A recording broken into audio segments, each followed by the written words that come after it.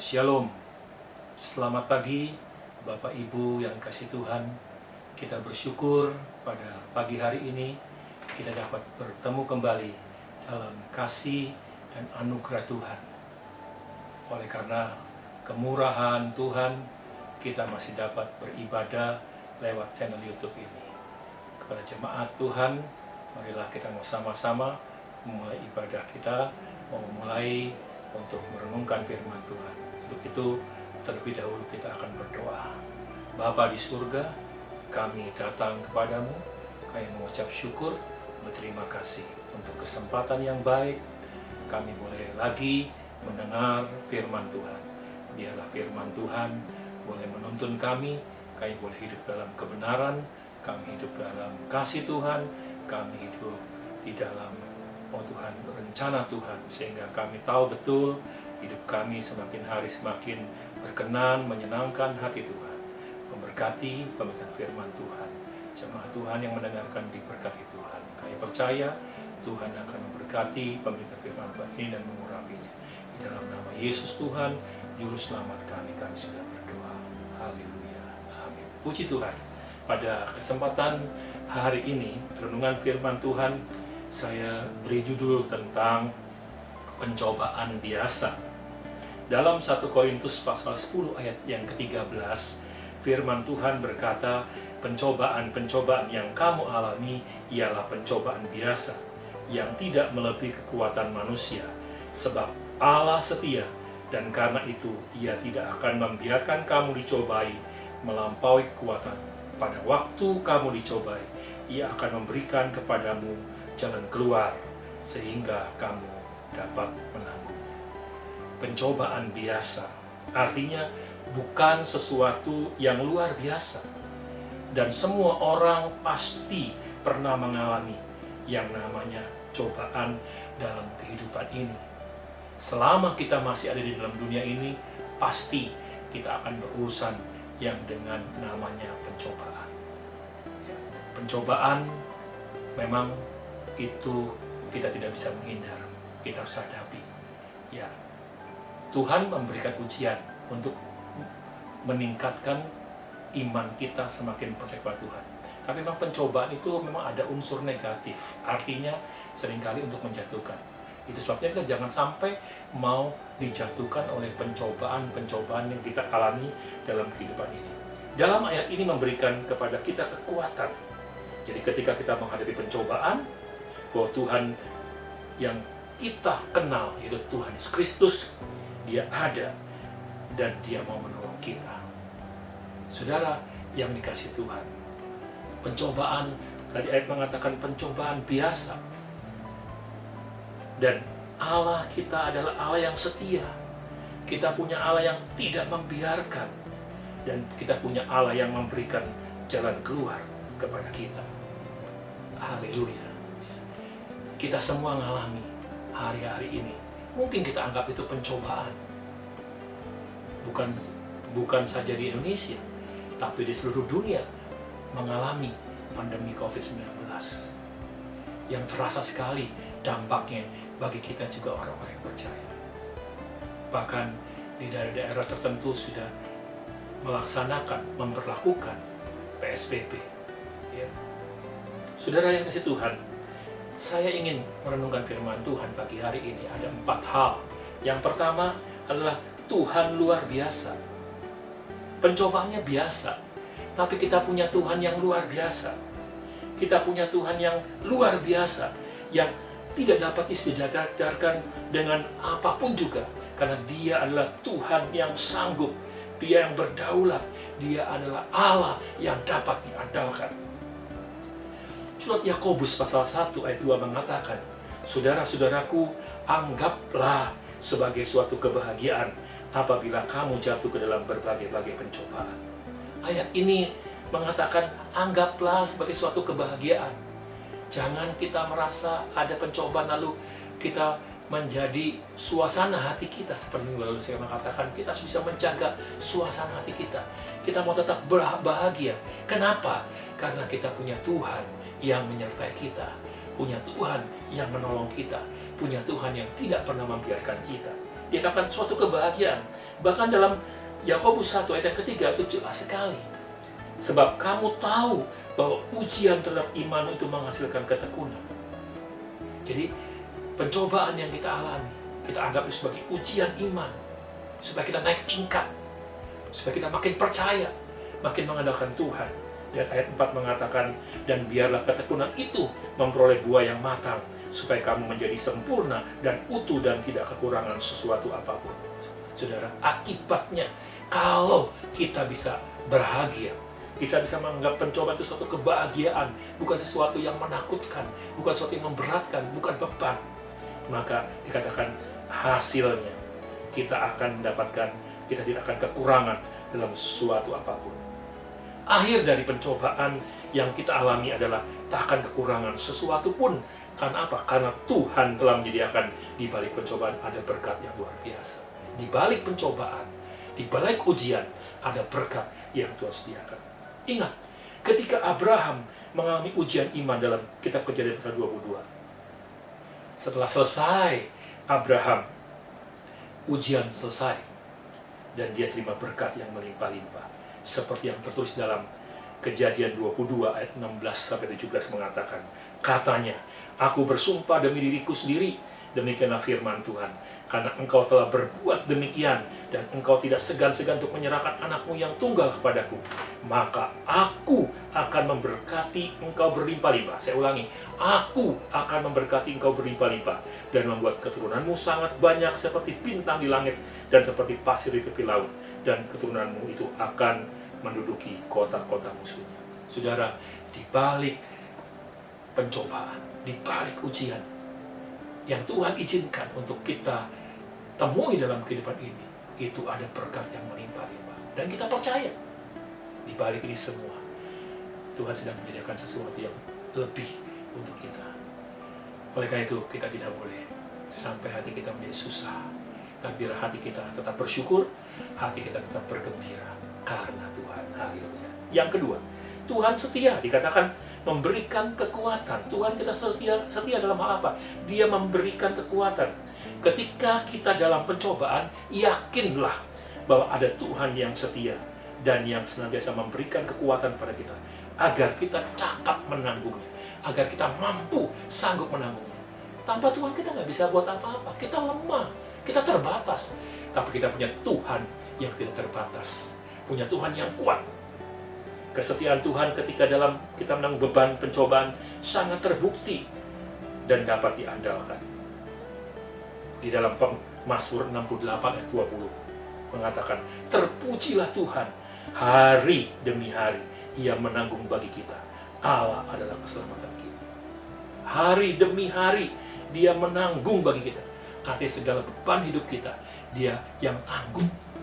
Bahkan dalam bahasa Indonesia sehari mengatakan, pujilah Tuhan, sebab Dialah Allah yang menyelamatkan kita. Dari hari ke hari, Ia memikul beban kita. Ya, sama intinya, dari hari ke hari. Ketika kita mengalami percobaan, Allah kita setia. Dia tidak meninggalkan kita, Dia tidak membiarkan kita. Dikatakan Dia memikul beban kita, Dia menanggung beban kita. Itu sebabnya kita perlu menerima, kita perlu mengerti bahwa kekuatan yang berlimpah-limpah itu datangnya dari Tuhan. Bukan karena kita kuat dan hebat. Bukan. Tapi kekuatan yang berlimpah-limpah itu datangnya dari Tuhan. Seperti Paulus mengatakan dalam 2 Korintus 4 ayat 7. Tetapi harta ini kami punyai dalam bencana tanah liat, supaya nyata bahwa kekuatan yang berlimpah-limpah itu berasal dari Allah, bukan dari diri kami. Dan biarlah kita sadar, kita nggak ada apa-apanya. Kita terbatas. Kita nggak hebat. Kita nggak kuat. Tapi kita berdatang sama Tuhan, Allah yang setia. Dia akan menolong kita. Jadi pencobaan itu biasa. Kenapa? Karena kita punya Allah yang luar biasa. Pencobaan itu biasa. Kenapa? Karena Tuhan kita setia.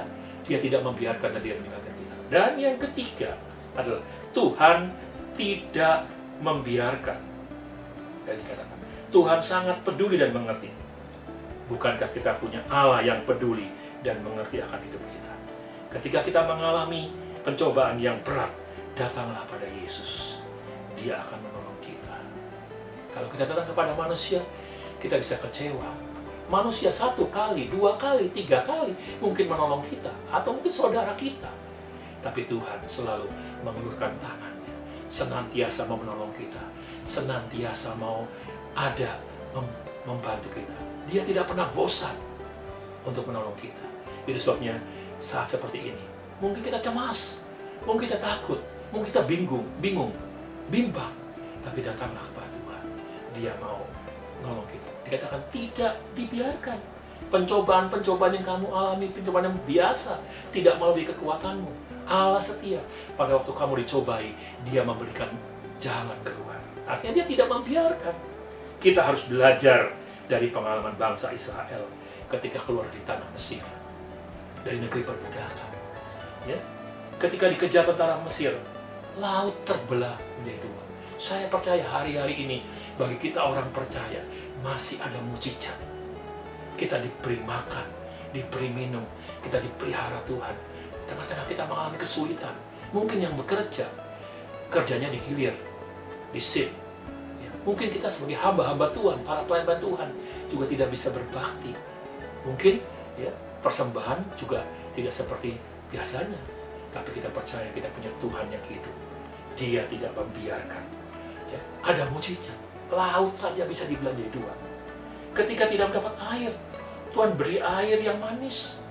Ketika air pahit nggak bisa diminum, Tuhan beri air yang manis. Ketika tidak ada makanan, Tuhan sediakan mana tiap hari. Saudara yang kasih Tuhan, ada makanan tiap hari. Bagi orang percaya, Tuhan pelihara. Ketika tidak menemukan daging, Tuhan kirim burung puyuh. Ketika harus berjalan 40 tahun, Tuhan sediakan kasut yang tidak pernah rusak. Itu bangsa Israel yang tegak tengkuk, keras kepala. Tuhan pelihara. Apalagi saudara dan saya yang setia kepada Tuhan, yang taat akan firman-Nya, yang dengar-dengaran, yang mau melakukan firman-Nya. Saya jamin, saya yakin Tuhan akan lebih memelihara kita. Pemeliharaan Tuhan ajaib. Penyertaan Tuhan luar biasa. Ulangan 31 ayat 8 mengatakan, sebab Tuhan Dia sendiri akan berjalan di depanmu. Dia sendiri akan menyertai engkau. Dia tidak akan membiarkan engkau dan tidak akan meninggalkan engkau. Janganlah takut dan janganlah patah hati. Ulangan 31 ayat 8 mengatakan, Tuhan berjalan di depan. Tuhan yang memimpin kita. Dia menyertai, Dia tidak membiarkan, Dia tidak meninggalkan. Oh, ini mantap sudah. Pegang janji Tuhan ini. Kita tidak perlu takut dan menjadi patah hati. Dia akan janganlah takut dan jangan patah hati. Jangan hilang semangat dalam hidup ini. Masih ada Tuhan. Masih ada mujizat. Masih ada pertolongan. Masih ada pengharapan. Masih ada mujizat buat saudara dan saya. Karena Tuhan sendiri yang mengatakan, jangan takut. Dia mau berjalan di depan kita. Dia menyertai, tidak membiarkan, dan tidak meninggalkan dalam setiap musim dalam hidup kita. Oh, ya, ada yang mengatakan Tuhan mengatur setiap musim hidup kita. Kita percaya apapun boleh berubah, tapi kita punya Tuhan yang tidak pernah berubah, yang mengatur langkah hidup kita. Dia memberikan apa yang kita perlukan, apa yang kita butuhkan. Sebabnya belajar menyerah pada Tuhan. Pemasmur mengatakan kalau kita berserah kepada Tuhan, maka Tuhan akan bertindak. Kalau Tuhan akan bertindak, Tuhan akan melakukan sesuatu yang terbaik buat saudara dan saya. Haleluya.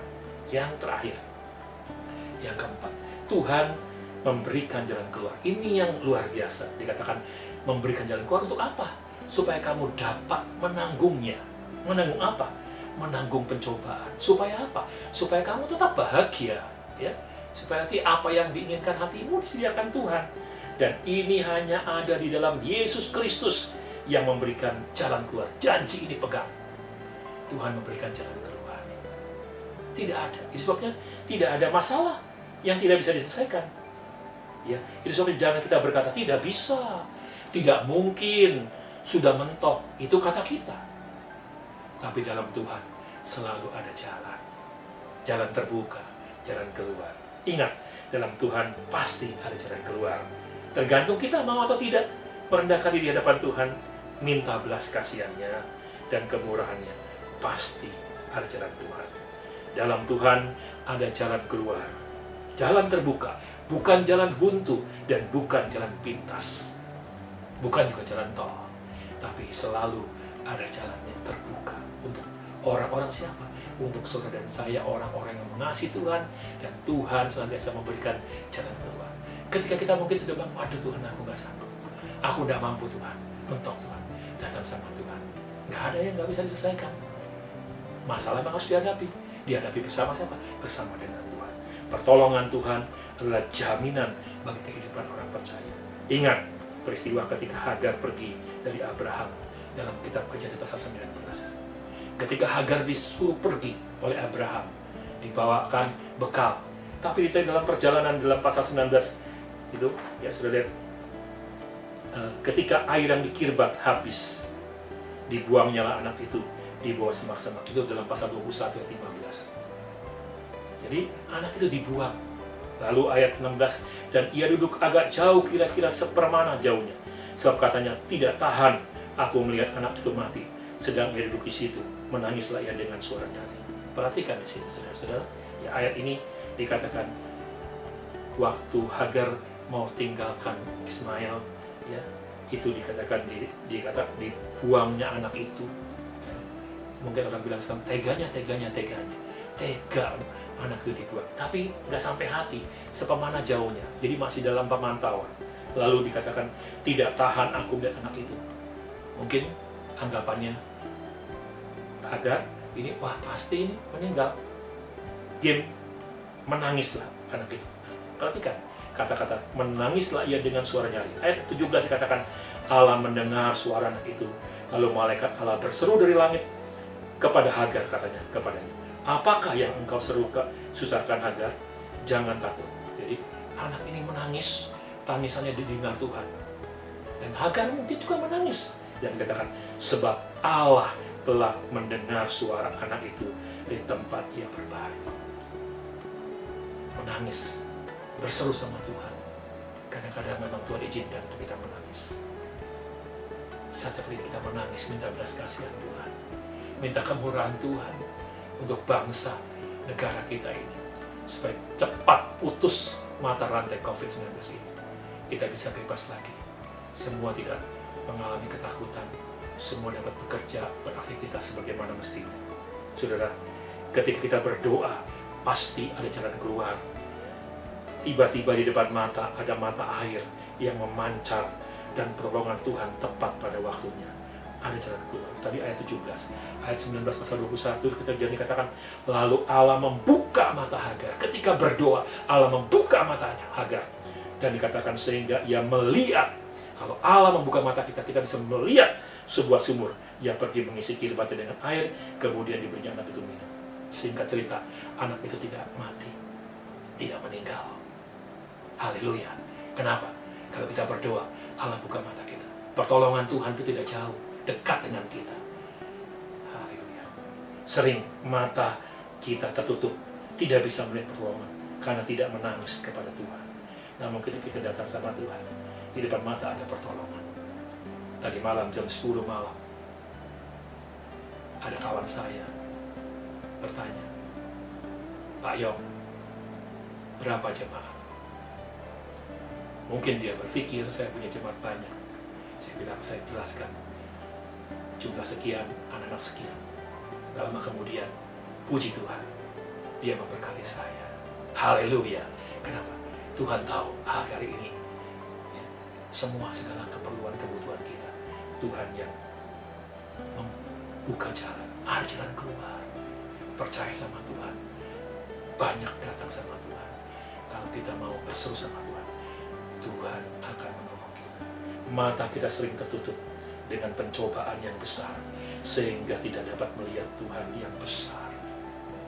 Itu sebabnya, biarlah kita mau pagi hari ini, pencobaan-pencobaan yang kamu alami adalah pencobaan-pencobaan biasa yang tidak melalui kekuatan. Allah kita setia. Pada waktu kamu coba, Dia akan memberikan jalan keluar supaya kamu dapat menanggung. Saya hafal ayat ini karena waktu saya di pendidikan teologi di Lawang, saya senantiasa tiap pagi harus menghafal ayat, dan itu sangat berfaedah dan bermakna buat saya sampai hari ini, sehingga ada banyak ayat yang saya bisa hafal hari ini. Jadi jelas sekali bahwa kalau pencobaan itu biasa, Kita punya Tuhan yang luar biasa. Kita punya Allah yang setia, punya Allah yang tidak membiarkan, dan punya Allah yang memberikan jalan keluar. Dan kalau ini kita mengerti, maka pencobaan yang kita alami bukan sesuatu yang menakutkan, tetapi justru bersama dengan Tuhan, aku dapat mengatasi semua masalah dalam kehidupan ini. Kita percaya Tuhan baik, dan Tuhan terus akan memberkati kita dengan cara Tuhan. Karena Tuhan tidak pernah kehabisan cara untuk menolong kita. Manusia boleh kewalahan, kita mungkin boleh terbatas, kita mungkin bisa kewalahan, bisa jenuh, tapi Tuhan tidak pernah kewalahan untuk menolong kita. Dia punya cara untuk bagaimana memberkati, menolong, memberikan jalan keluar kepada kita. Haleluya. Amin. Tuhan Yesus memberkati. Shalom.